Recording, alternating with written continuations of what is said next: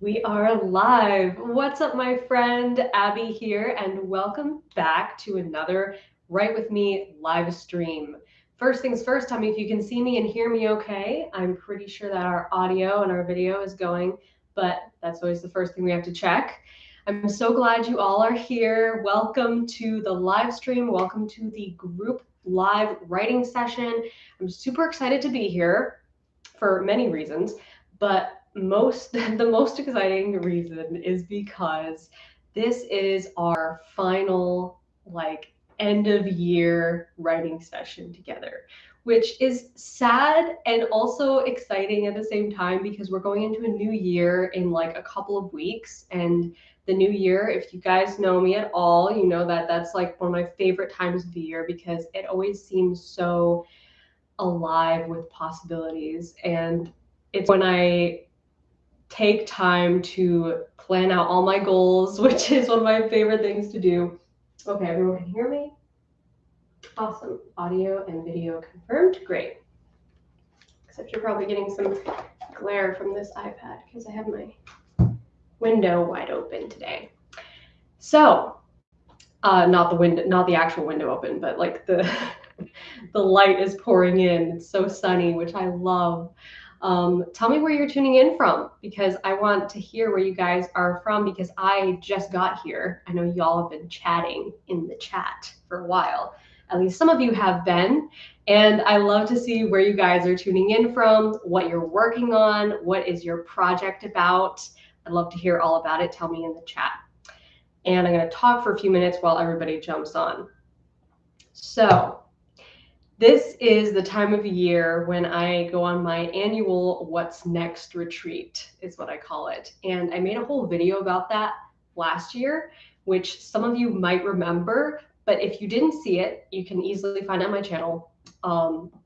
If you check out What's Next retreat, Abbie Emmons, it should come right up. And basically, I take the last 2 weeks of December off. I unplug from the internet and just everything from my work, from all of my task lists, and I take some time to first enjoy the holidays with my family, but also reflect on the past year and think about my goals going forward. What is important to me? What do I want to let go of? What do I want to invite into my life in the coming year? And it's such a refreshing, rejuvenating experience, and I highly recommend it to anyone out there who has the ability to take that much time in your schedule and take some time for yourself to reflect on the past year, to make goals for the new year. It's so important, and I find it just very, very helpful and exciting. So you guys are tuning in from all over the world. Again, this is so cool. Pennsylvania, Mississippi, Brazil, England, New York City. Awesome. Everyone from everywhere. It's so cool. So, if you guys remember, last year I did the What's Next retreat and I was basically gone for the last 2 weeks of December. This is an annual thing. I'm doing that again this year. So today's live stream is like our last writing session together for 2021, which is bittersweet, but I'm really excited to write today. I'm so glad you're here because this is going to be a special session together because it's our last session of the year, which is so crazy. 2021 just flew by, and even though it was a bit of a stressful year, it was a good year of growing and learning and exploring new things. So who's ready to start writing? I know some of you were on here way earlier, ready to write, which is so cool. I love seeing you guys show up like super early and chat about your stories. It's so awesome. So today I'm going to be working on the co-write project that I'm doing with my sister, Kate. I actually am not writing a chapter at the moment. I'm writing backstory. I think last time I was writing backstory as well, the last time we did a live stream. I'm pretty sure I was writing a backstory scene. And I'm doing that again today. So I'm writing more backstory. It's kind of interesting because in this book, one of the main characters, the female main character, is in the current story, but she's also having flashbacks to something that happened in the past, like 2 years ago. And the timeline of those flashbacks kind of coincides with the timeline of the present day story. So I've been writing a lot of flashbacks in chronological order of this event that happened to her in the past. So it's been interesting finding places to put those flashbacks in the current story, and also trying to limit myself as to word count, because you guys know how much I love flashbacks and I could just go on and on and on and on and on. So I try to limit myself and not get carried away. But lately I have been experiencing quite a bit of eye strain. So I've been trying to write more by hand in notebooks. And so I wrote a bunch of outline in this notebook, and I'm going to start today by transcribing this and adding to it. I'm not going to transcribe all of it, but I don't even know if that's the right word, transcribe. Type it up, whatever. Not sure if I'm going to do all of it. Probably just this page. But yeah. So if you're, I'm sorry, I should have said this earlier, but if you're new to these live streams, which I'm pretty sure you aren't, probably everybody here has done one before, but just in case you're new, here's how they work. We're going to do writing sprints. We're going to do 3 writing sprints total, 25 minutes each, 25 minutes on, and then a short break in between each sprint to chat about our stories. I'm going to answer some of your questions that show up in the chat, and we can talk about our progress, share our word count, stuff like that, if you feel compelled to. And we're going to do 3 sprints like that, okay? So that will take us to 2 hours total, and yeah, I think that's all you need to know. I'm going to set a timer, and you can set a timer if you want for 25 minutes, but you'll probably hear mine ring. And if any of you have an Apple product that you set an alarm every day, it's going to sound like your alarm going off. And you may or may not experience feelings of, I don't want to get up. I don't want to wake up yet. I've had so many people say that in the chat. Okay.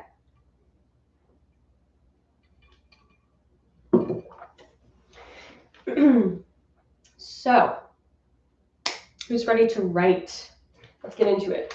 I'm going to start with transcribing what I wrote here in my notebook, and then I'm going to probably jump right into writing the flashback, because I haven't started writing this one yet. But I have a feeling it's going to be ridiculously long. It usually is. All my flashbacks are. Okay, everyone's ready to go? Let's go. I've talked for long enough here. I'm just clean my glasses. Probably should have used my other glasses. Maybe I'll be using my other glasses later.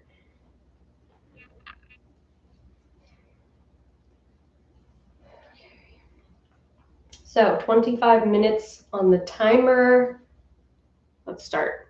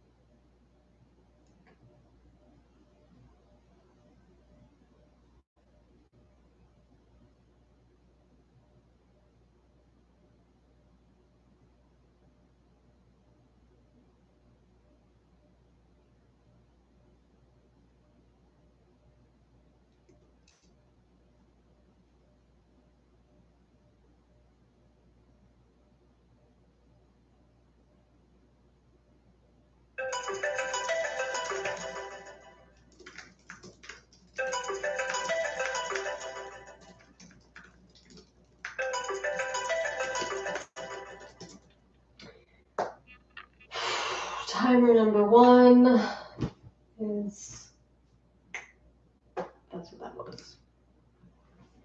Sprint number 1 is done. That's what I'm trying to say. I'm so tired. Okay, how'd it go? Tell me in the chat. How did your first sprint go? My hair is falling out of my scrunchie. I feel like I wrote like almost nothing, so don't feel bad if you didn't write anything or if you barely wrote anything. I'm just so tired today. 400 words, 300 words, 900. Wow. Whoa. 372. I wrote nothing. Awesome. Great job, guys. It's always hard to like get started, I find. I am just jumping into this for the day, and I haven't really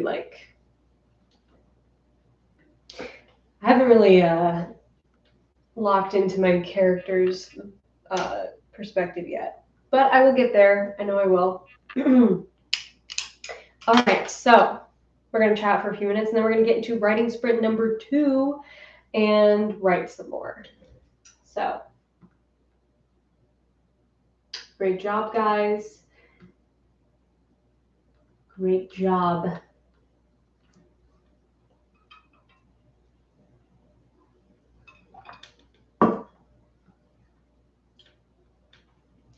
Here's a good question from Isabella. How do you write a morally gray villain character and their only weak spot is for the hero? I like this a lot. This is a trope that I'm super fond of. And this is something actually that Kate and I were just talking about in our latest podcast, which is a story mining episode. And I'm super excited for you guys to see it. There was a little bit of a copyright issue with some of the clips that we used because we case studied like 5 different characters in this video, in this podcast. And we're waiting for the copyright to be cleared. So while that is pending, it is available on Spotify and Apple Podcasts and all the other podcast platforms. But I do recommend checking out the video when it goes live because I think you'll like it. But it's all about writing an unforgettable antagonist. Making your 5 ways to make your antagonist unforgettable and scary, but not in a cliche way.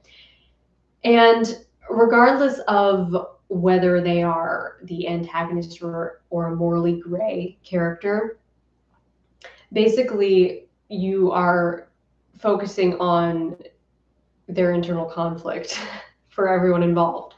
And the example that came to mind for this, because this was one of the points that we talked about in that podcast, is one of the ways we touch on is making your villain, giving your protagonist a reason to save or spare the antagonist, which is sort of similar to what you're saying here. And I find this like so engaging when it's done well.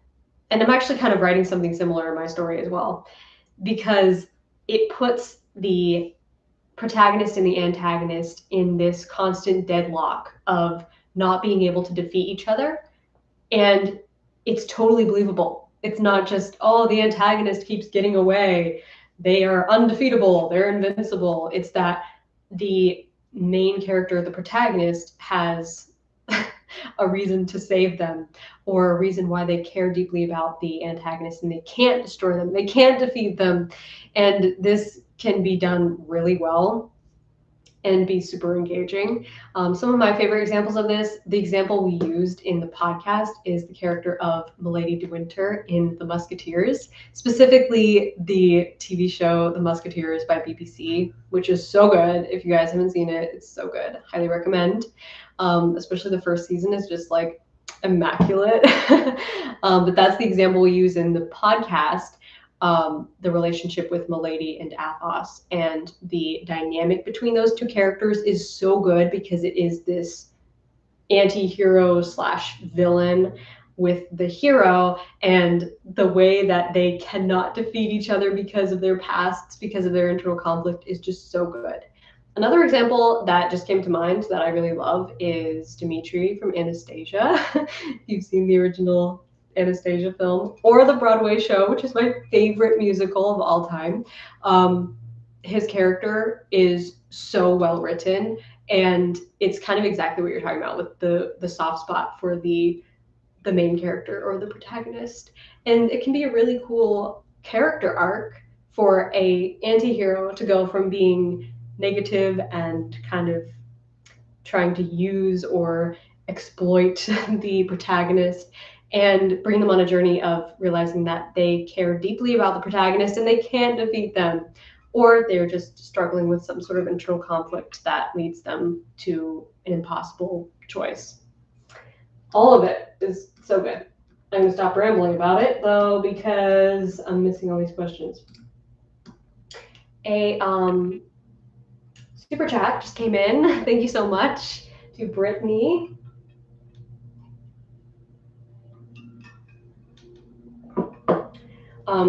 Sorry for the lawnmower noises, by the way. I realized too late that today is like lawn care day in my neighborhood, so I apologize for the noise. But thank you so much, Brittany. Before I answer your question, I just want to say Super Chat is a fun way to support me here on the live stream, support what I do on YouTube. How you participate is by clicking on the little button next to the smiley face underneath the chat. It's a $, and all the proceeds go to my YouTube channel, help me to do what I do here every week, and to help you guys make your stories matter. So thank you so much to everybody who gives me super chats today. I appreciate you guys so much. How do we feel about a character living or dying? Also, how do we feel about characters being physical together on the screen?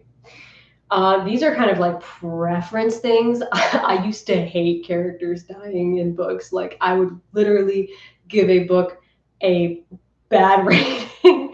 This was when I was in like, I was like middle grade era. Middle grade Abbie would give books bad ratings if they made me sad. Like, if a character that I love died, I would just be really mad at it. So it's really up to you as the author. But I would say for character deaths, don't just make them like convenient, like, oh, we can have this character die. That would be dramatic. Like, there has to be a reason why. Why does it matter? Why are they dying? Are they actually are they improving or changing as a character through whatever happens to them? Because remember, you don't want to make your character just a punching bag for the plot. You don't want it to be just the antagonist just, finally got them. And sometimes character deaths can be really powerful. They can be powerful, pivotal moments that matter to the story, but they have to matter. They have to bring a certain significance to the story. It can't just be, or shouldn't just be, I should say, convenient or dramatic, or to add a plot twist that you didn't see coming. There should be a ripple effect on the rest of the story and the rest of the characters. How does this actually change the game for everybody else? Or how does the character death change the character who died, is what I'm basically trying to say. Okay, well, more super chats. Thank you so much. I'm just rambling and missing them all. Super chat from Not Sorry Just Max. I was about to give up writing. I never got anything done. Then you came along and turned me into a hardcore plotter. I felt like a fish who'd been thrown into water. I am so grateful you changed my life. I'm so glad. Thank you so much. I am so happy that my videos have inspired you to start plotting and that it has changed your life. That is so cool. Okay. Another super chat from Sam. Thank you so much. Hi, Abbie. How many words are the 2 books you've published, if you don't mind sharing? My work in progress is going to end up being around 120 to 130K, and I'm worried it's getting too long for new adult fiction. So new adult fiction, I think, tends to be a bit longer in word count than young adult. I could be wrong about that, but I think I've heard that. Really, word count can be all over the place. My books are young adult contemporary, which usually tends to be shorter than, say, young adult fantasy. My first book was 73,000 words, I believe. And my second book, the Christmas sequel, was 50,000 words. So the second book I was aiming more for like a novella length, but it ended up being longer than I thought. So it was more like a small novel by the time it was finished. But again, contemporary comes usually with shorter stories, I find, in my reading experience. With genres like fantasy or sci-fi, naturally they're going to be longer. They're going to be more hefty, around like 150K. That's just what I've experienced as a reader. So I wouldn't worry too much about it. It really depends on the genre that you're writing. But I've also seen contemporaries that are 130,000 words, young adult contemporaries. So it really depends on, does this story convey everything that you want to convey? Is it always keeping the interest of the reader? Is everything working together in a way that matters, that makes sense, cause and effect, pulling us through? Internal conflict, does it have all of that? If so, I wouldn't worry about the word count too much, because word count, maybe you can chop some words out in the editing process, words that you don't need to convey your message. But I think that focusing on word count alone is not necessarily the best way to determine whether you're like suitable for a certain genre or whatever. It really depends. It really depends. I kind of pay attention to it in the back of my mind, but I don't focus too much on it. So hopefully that helps. Okay, let's get into our next writing sprint. I'm excited to get back into this. Thank you guys for the super chats. We're going to do another sprint, and then I'm going to answer some more questions, okay? So get your timers going, 25 minutes, and we will chat again on the next break. 25 minutes on the clock. Let's go.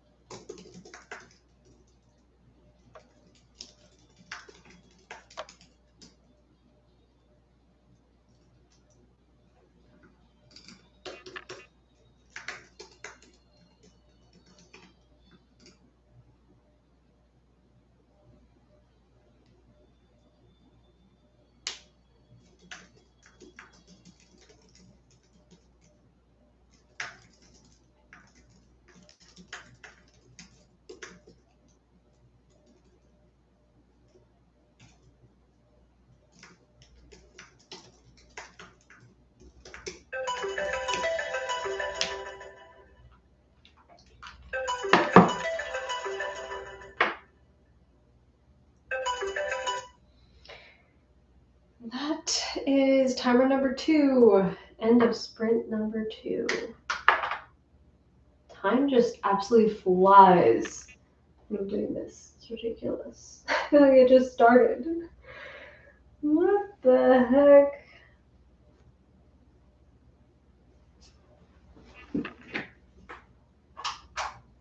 However, getting dark in here. So, how did it go? Let me know in the chat. I'm tired of having my hair up.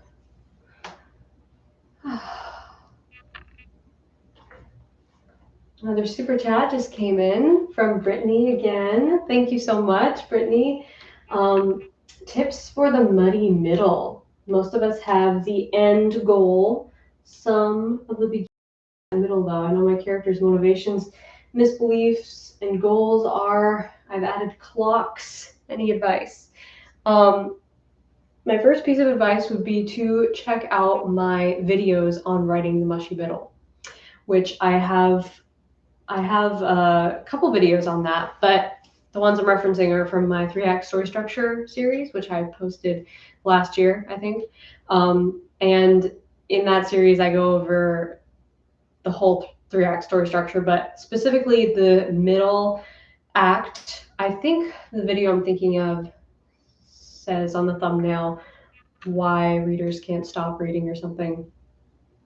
And basically what you have to focus on here with the middle, you say that you know your character's motivations, misbeliefs, and goals. So what do you feel is missing then from the middle? In my experience, what I've found with reaching the middle of the story and starting to lose confidence in it or feel like there's something missing here, usually what that is, in my experience, is that the stakes are not high enough for my main character. They aren't facing enough of an impossible choice.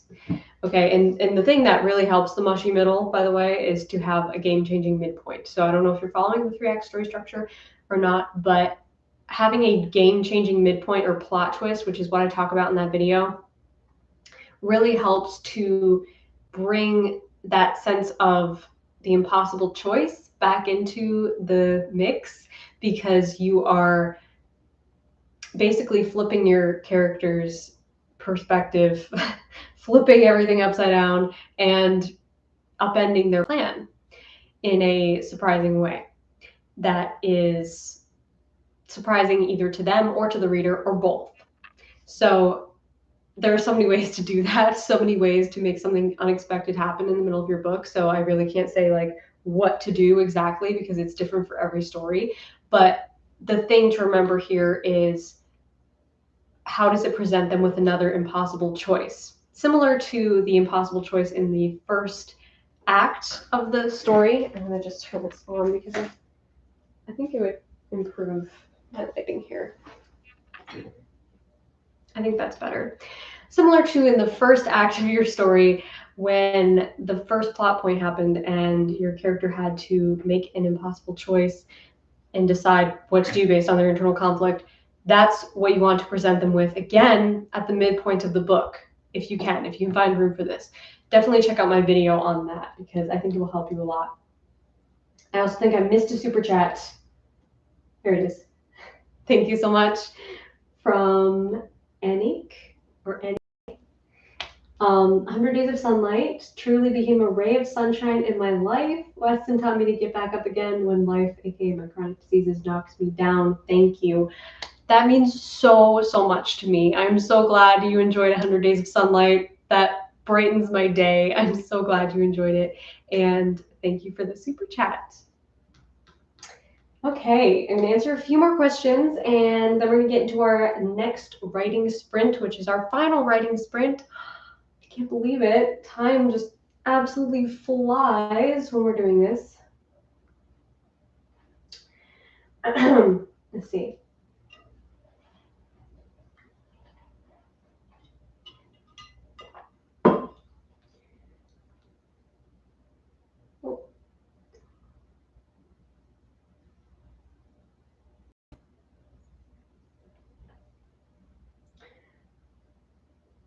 How do you piece your plot together? I get ideas and have a hard time with piecing them all together. This is something that I feel a lot of writers face, and there are times when I'm confused as well with all of my ideas. Basically, what I do is I take all of my random ideas and I put them all into a specific document in my Scrivener project. Usually it's my brain dump document, and I try to space them out sort of in chunks. But then once I feel that I have dumped a sufficient amount of idea material into that document, I will go in and try to just put it in chronological order. Like, that's the first thing I do. And by that, I mean, when I have ideas, I generally know where in the story it will go. Even if I don't know exactly where it will go, I generally know if it's part of the beginning or part of the middle or part of the end climactic sequence. And even if I don't have the whole picture yet, I can start filling in sort of an overarching structure for the book, even if it's not following the 3-act story structure, but usually it is, because you know me. You know how much I love that story structure, but I don't really need to prompt myself with all of the questions, and because that's so ingrained in everything I do. But I do keep in mind the overarching flow of the story and try to see, okay, where does this piece go? Where does this make sense to put this? And once I sort of organize the messy ideas, I don't have to rewrite them really. I do end up rephrasing things as the outline goes on, as the outlining process becomes more intense as time goes on. But just putting them in a chronological order is the first step that helps me so much to organize my ideas. So hopefully that helps. What are some examples of desires, fears, and misbeliefs? That's a good question. This is something that I talk about all the time, but the basics, really the foundational materials of creating characters and making them believable and relatable. A great place to start exploring all of this is with personality typing. And I know I've talked about this a lot, but this is such a great starting point, especially for new writers, or if you just haven't written a lot yet and you want to get deeper into your character. Figuring out what is, first of all, their personality, and how has their past shaped who they are. And understanding that will help you to focus on those specific things like desire, fear, misbelief. Another thing that I do to find my character's misbelief, which is really the root of everything. The root of everything is the misbelief. And once you have the misbelief, you will more easily be able to find the desire and the fear. Okay. So I have a whole video on finding your character's misbelief, and I highly recommend watching that. It is a thorough process. It goes through my whole process of figuring this out, all of the questions to ask yourself. And I've had a lot of writers reach out to me and say that that video helped them a lot. But finding the misbelief is really a matter of finding what is the opposite of your character's misbelief. What is the truth that matters to you?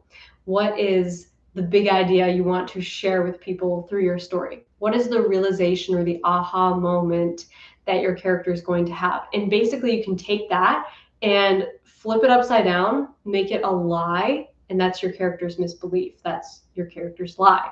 So that could be anything, okay?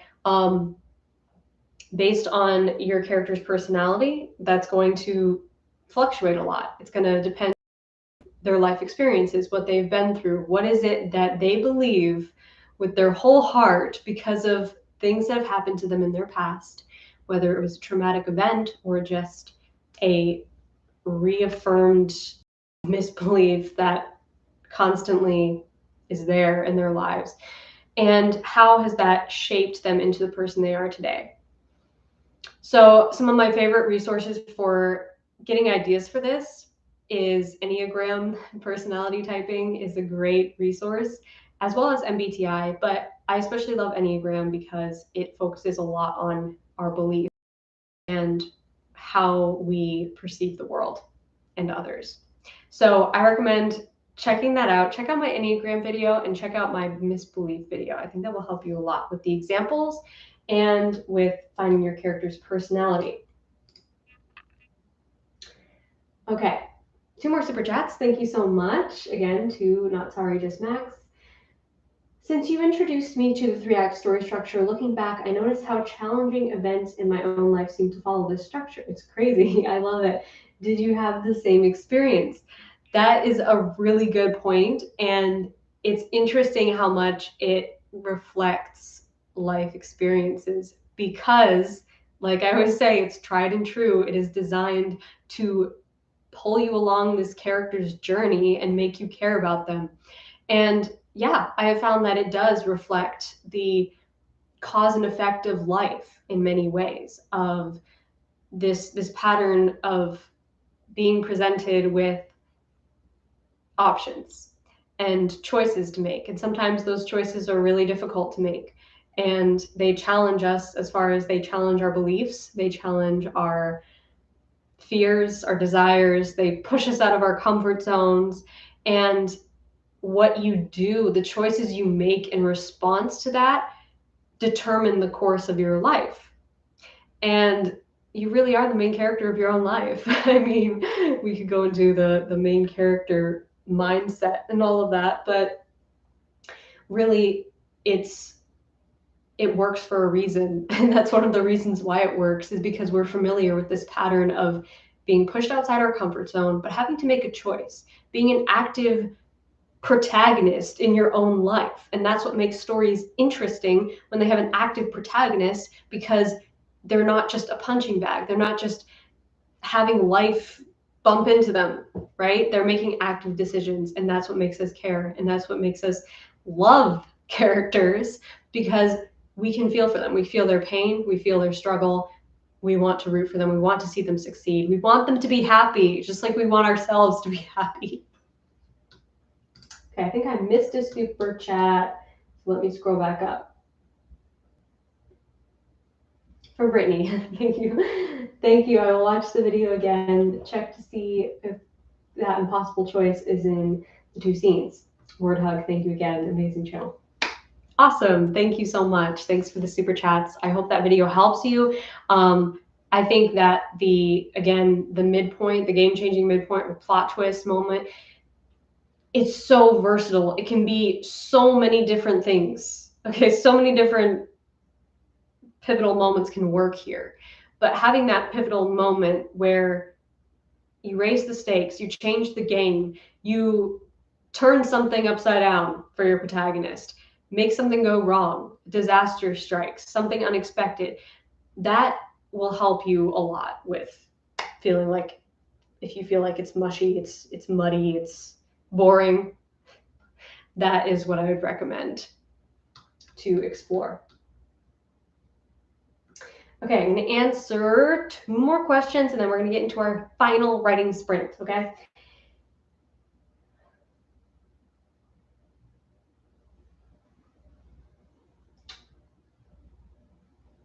Tips on actually getting yourself to start writing. Motivation. This is something that I get asked about a lot. Staying motivated to write, or just getting motivated to start writing. Kate and I actually did a podcast on this a while ago, and we talk about motivation all the time on our podcast. So if you need writing motivation on a weekly basis, you know what podcast to follow. But getting started, I think, is a matter of finding what you really love. What are you really, really passionate about that can sustain you and keep you coming back? And how can you make this experience fun? Because it has to be fun, especially at the beginning when you are first starting out, or you don't necessarily have a writing habit in place, but you want to establish a writing habit. You want to make it something enjoyable and creative and inspiring. Do whatever you can to make it the most fun, self-indulgent experience, okay? And even if that means writing fan fiction or writing short stories, writing anything that you truly love, that is really genuinely fun for you. that is going to be what makes you fall in love with writing, not tasking yourself with a huge goal that you are pressuring yourself to meet, or trying to meet a certain standard, or comparing yourself to other writers. Try to not do any of that. Try to just focus on what is fun for me, what is creatively inspiring for me, what matters to me. Don't put too much pressure on yourself, especially at the beginning, because what's going to make you want to show up is making writing an enjoyable experience, an experience that you want to keep coming back to. Okay, it should be as fun to you as reading your favorite book or watching your favorite movie. It should be a fun, enjoyable experience. And I emphasize this so much because this is what got me into writing. This is what made me fall in love with writing and decide to make it my career ultimately, is falling in love with the act of creating stories. And at first that was fan fiction. For a long time, for years, that was like pretty much all I wrote was fan fiction because I enjoyed it so much. And that's part of what made me love writing. And eventually I realized I could do this with my own characters. I could make up my own characters. I could create my own worlds, and I can see myself doing this forever. So finding what's fun for you, finding what you love, and making it a really enjoyable, self-indulgent experience is going to be key in finding that motivation to start and to keep going.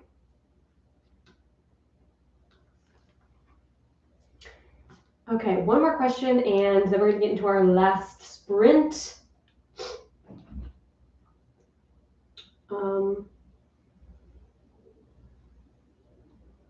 What are your tips for avoiding melodrama when writing emotional scenes? That's a good question. I think the most important thing here is to make your characters' personalities as clear and as characteristic as possible.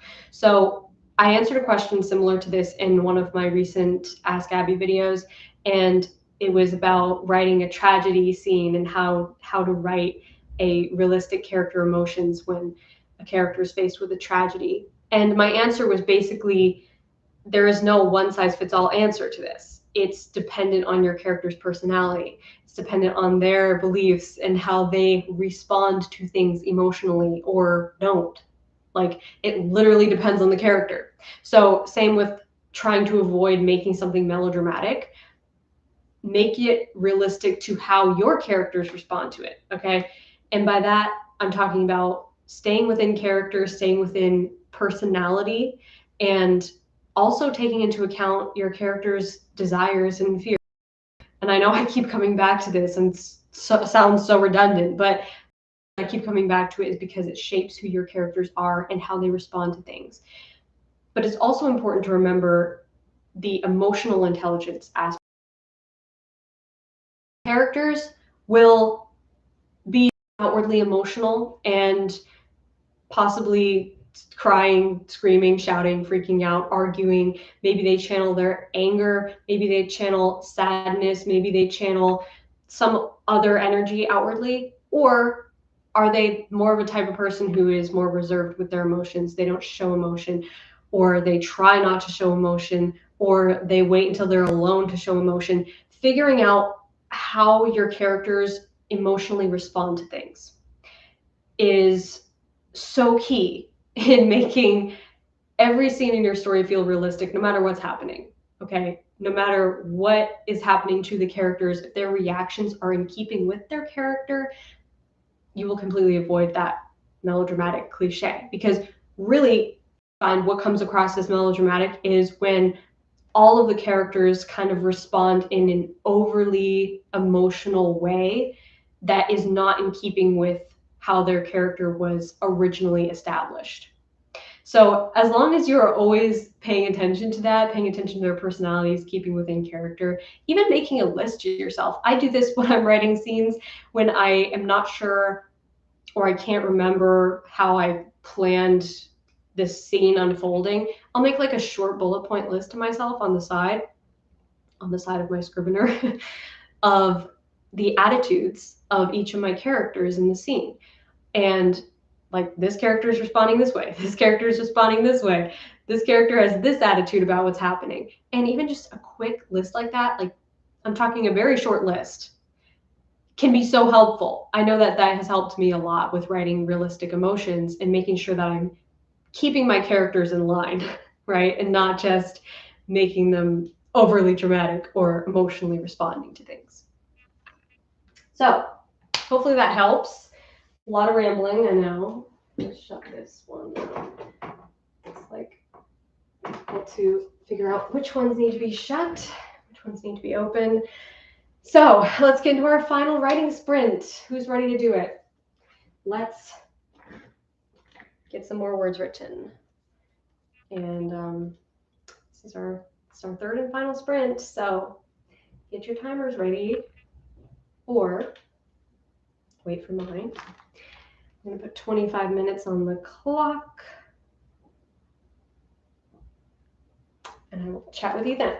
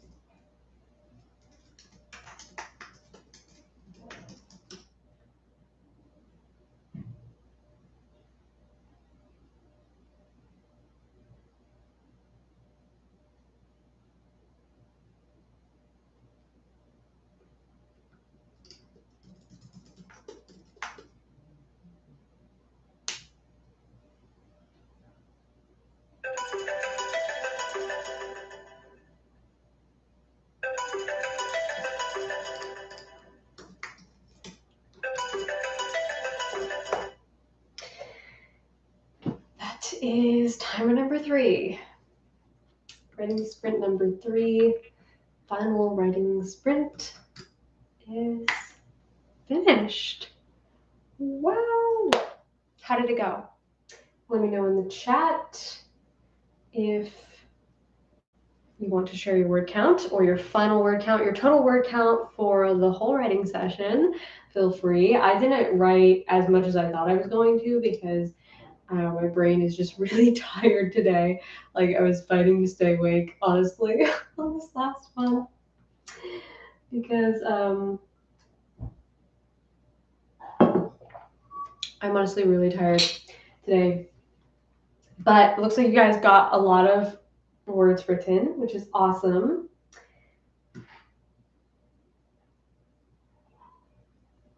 Awesome. 1,400, 800, 1,900. Awesome. You guys did better than me. Great job. Thank you all so much for coming to the live stream, for joining me today and writing with me. I still have to write quite a bit into this flashback, but looking forward to finishing it and smoothing out all of the details with this backstory, which I still need to figure some things out. I still need to do a little bit of outlining and hopefully write the rest of it later today. But thank you guys so much for joining me on this wonderful Wednesday for a group writing session together. It was so much fun. I'm so glad you could make it. Again, I am going to be leaving the internet. I know it's sad.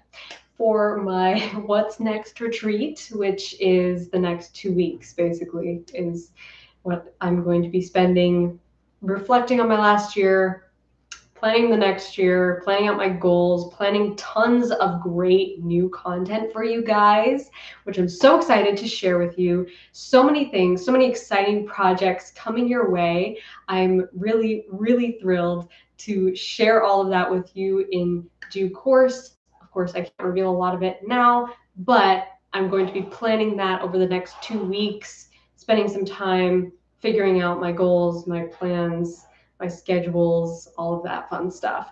And of course, enjoying the holidays with my family. So that's what I'm gonna be doing over the next 2 weeks. And I just wanna thank you guys so, so much, not only for being here on the live stream today, but also for all the support you give my channel constantly, for watching my videos, for being a part of this community. I appreciate your love and support so much, and just want to thank you from the bottom of my heart for everything.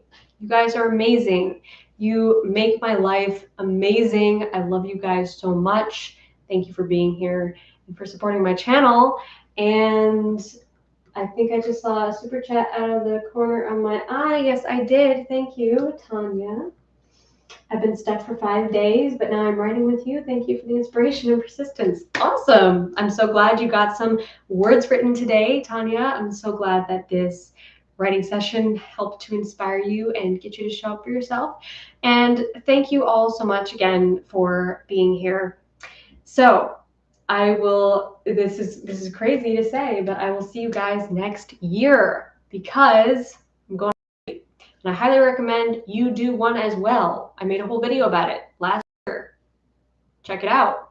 My What's Next retreat. I highly recommend it for all creatives and just anybody. Everybody needs one. It's so important to unplug and reflect and plan and reconnect with what's important to you, what matters to you. So until next year, wow, that's crazy to say. First Wednesday of January. I don't know what day it is, but that's when I will be showing up on this channel again with brand new content. Super excited to be there. I will see you then. Until then, rock on.